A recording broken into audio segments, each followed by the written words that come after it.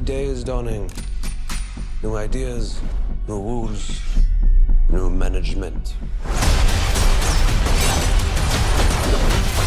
This is the release date of John Wick Chapter 4. I have gone to see it with my special guest today who's going to talk to me about this movie, Dave Srock. Filmmaker Dave Srock, how are you? I'm doing great now that I'm here with you on the KenCast. You and I just went to see this movie in Burbank. It is opening day. We were probably one of the first showings of the day, and we wanted to share with the world our first impressions, our honest first impressions of the movie. How are you doing? Has this been an exciting day for you? It's been an exciting day. I think anytime there's a new John Wick movie out, it's going to be an exciting day. And I'm perfectly fine with dedicating my whole day to that. I don't need to think about anything else other than John Wick on a John Wick day. Right now, we are not talking spoilers. So if you don't want to know what's going to happen, stay with us right now. You're a big fan, Dave. Just straight out of the theater, we just got back. How do you feel? I feel very satisfied. You know, every John Wick movie up to this point has kind of left me saying, like, wow, that was really great. I can't believe that they still knocked it out of the park and made it better than even the previous one. And again, I feel the same thing. They delivered once again, 4 for 4. So yeah, it was really good. How do you think this one compares to the first three? What's your first impression? Boy, well, my first impression is definitely the biggest one. It's definitely up the scale, up the scope and size, which is impressive considering where they've been already. But I don't know if I could say it's better or worse than any of the other three, because they kind of all seem to have their merits of being amazing in their own way. Gee, I mean, compared to the other three, I say it just fits in perfectly. For me personally, I'll always like the first one the best, just because, I didn't know what to expect. I just heard it was a good movie and I just watched it and it was like absolutely amazing. And I think that's just a very unique experience. It was very fresh at the time. But parts 2 and 3 were really good too. And then this one, my goodness, yeah, you're right. It's like, it's longer, it's more epic. I think I still like all the sequels about the same. I think they're all very good. I think, something that was a little different about this one that maybe I liked that some people might not, but I think because of the runtime being longer, I enjoyed the pacing of it. I felt like when we were in action sequences, they would go for definitely a sustained period of time as they have in the previous movies. But when we were off of them and we were just listening to characters talk, it feels like they choose their words very carefully. Like we're really moving along at a nice pace. And even when we stop, we're getting just the amount of information we need to continue on. Nobody's dragging it down ever. So it really, in my opinion, like pacing-wise, this one stood out as being impressive to sustain that length of a film. I think for me, it's possible. Like I thought maybe 2/3 the way through, the momentum kind of went down a little bit. But it's one of those things where it picks back up again. I don't know if you've had that experience before with the other John Wick movies where you think, oh, there's a scene where, yeah, maybe it kind of dips for a bit, but then it just comes right back and you really can't remember that part that you thought dipped. I don't know. It's an interesting thing. Yeah, I feel like in some of the other movies you have like a set piece where it's not like clicking with you, but it's something that they do that's so impressive that like even if it doesn't work for you, they're going to throw something else at you in the next like 4 minutes to make you completely forget about whatever you weren't engaged with. So in the previous movies, maybe only in John Wick 3 did I feel like at one point I was getting like fatigued with it, but then the ending just like crushed it out of the park in John Wick 3. And then this one, again, they do that thing where they're just kind of picking right up where they left off, and you can't believe the continuity working so well, actually.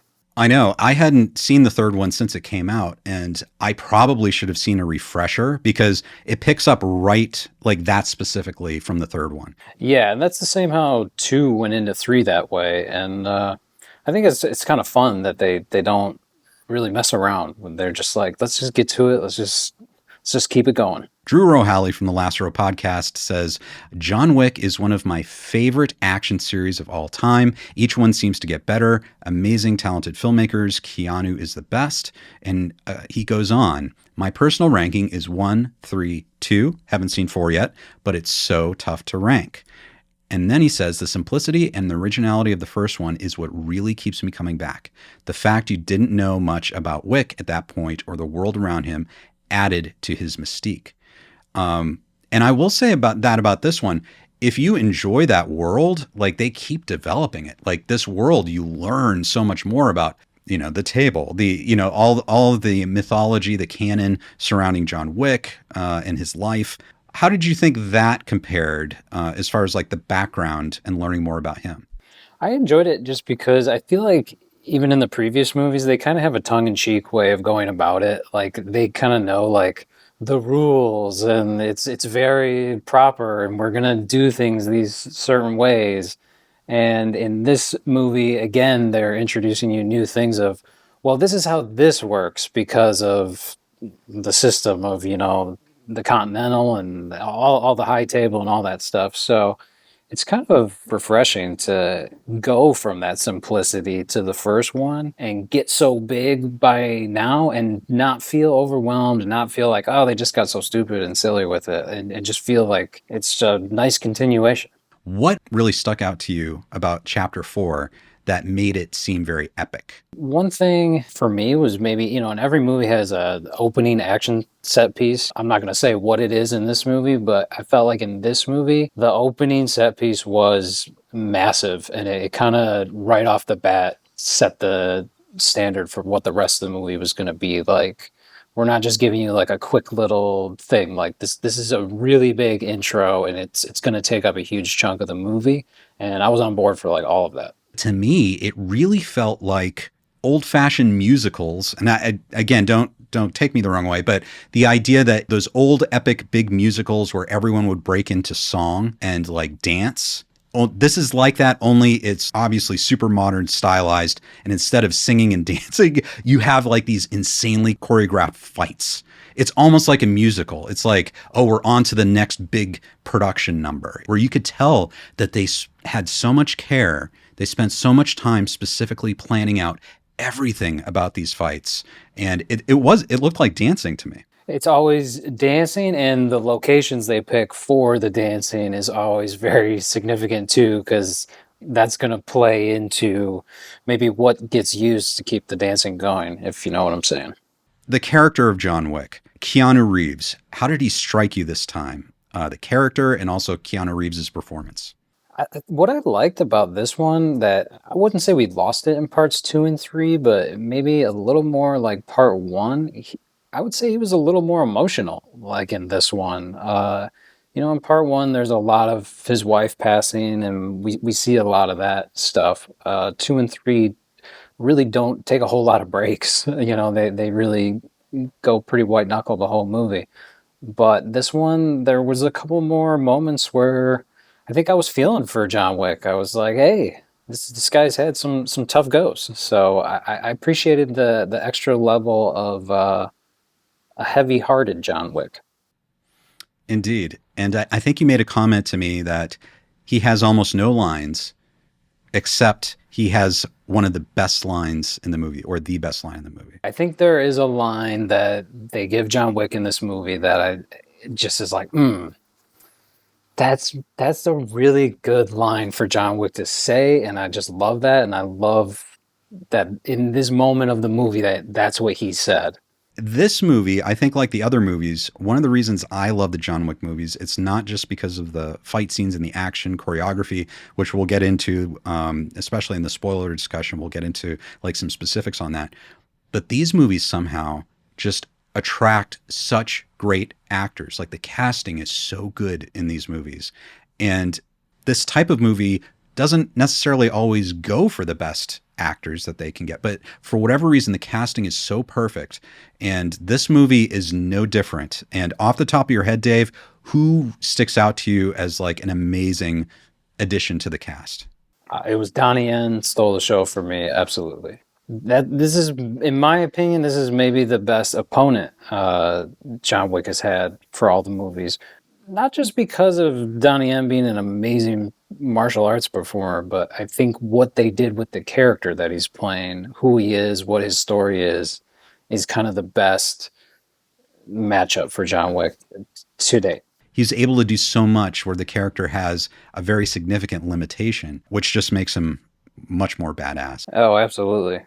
And they gave him a lot more depth than the average villain is going to get too. So And they set up a lot of his backstory very efficiently too. Like, it's not something where you go take a huge side tangent of the movie and go learn about him. It's kind of all introduced to you piece by piece throughout the movie. So something about the 3 hour runtime just doesn't bother me at all with this movie. They just absolutely kept it going. Epic fight scenes, but there's this personal connection between all these characters that I think is often overlooked, but just makes it so strong, makes this character of Kane so strong. We've got Bill Skarsgård plays the Marquis, who is all powerful now. How did his performance strike you?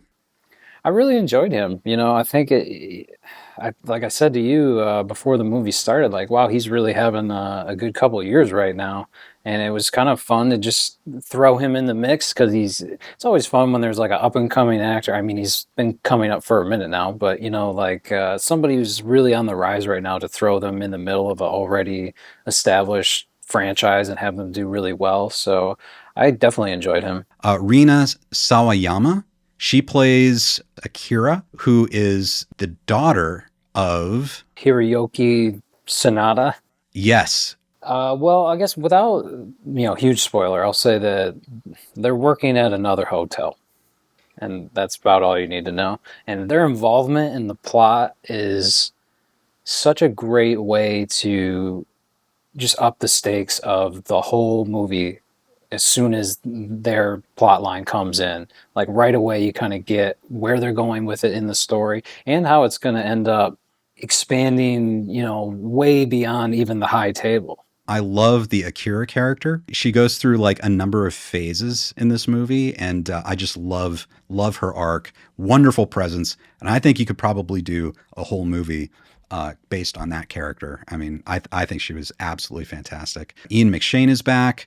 Lance Reddick, we do see Lance Reddick, which, that was bittersweet. And the movie was dedicated to him, right? Yeah, at the end credits, they had a nice little dedication to him. So it was kind of sad to see him for the last time in a film, but it was also just kind of nice to be seeing him, knowing that he had recently passed away. Right. What was your favorite thing if you were to talk about the set pieces in this movie? They've had some pretty long action sequences before. I'm thinking back to part 2 specifically when, I don't know how far into the movie it is, but there's a moment where everybody's game to go after John Wick, basically.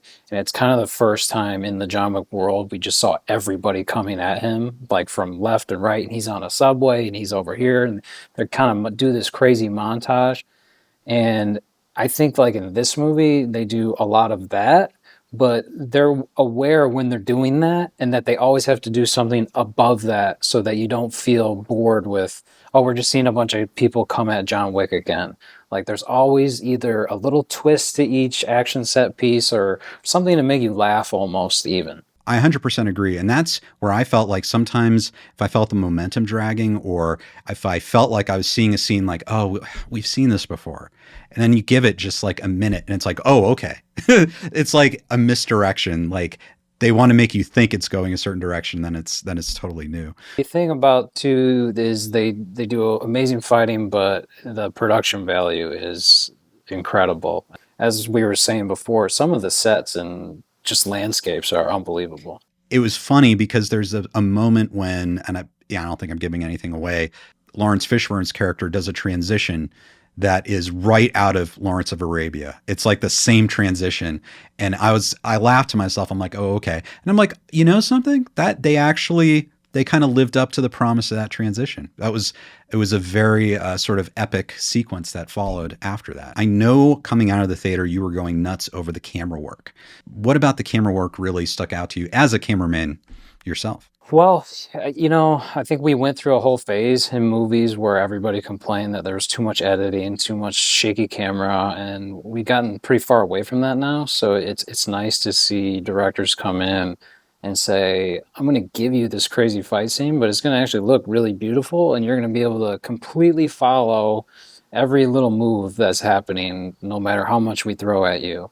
And this movie specifically had a couple of camera tricks, just a different way to look at an action scene, that really wowed me, actually. What would be your overall summary to someone who's thinking about going to see this? Maybe they're on the fence. Maybe they haven't seen a John Wick movie yet. What would be your message to them?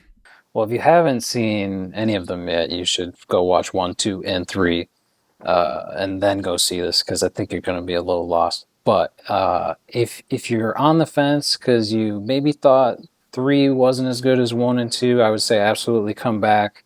And if you love 1, 2, and 3 already, then you have to see it. I echo Dave. I really enjoyed this movie. I think if you are a fan of John Wick's 1, 2, and 3, you're going to love John Wick 4.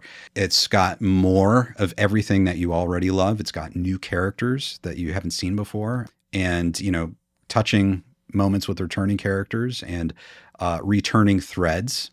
So I definitely 100% recommend it. I understand the reviews are good right now. They're very good for it. But if anyone kind of tells you it's bad or it's crap or whatever, I don't know. I wouldn't necessarily believe them. I say definitely go check it out for yourself. Yep. And one thing maybe I'll tease for if there's somebody who doesn't want to get spoiled, but one thing they add in all the John Wick movies is great tools or weapons for John Wick to fight with. And this movie had a fight scene with a particular weapon that is a very famous weapon, and to watch him use it and what they did with it was very fun. Like, I had a big smile on my face through this whole sequence of a particularly famous weapon that's been used in famous movies, but also maybe a famous kids TV show as well.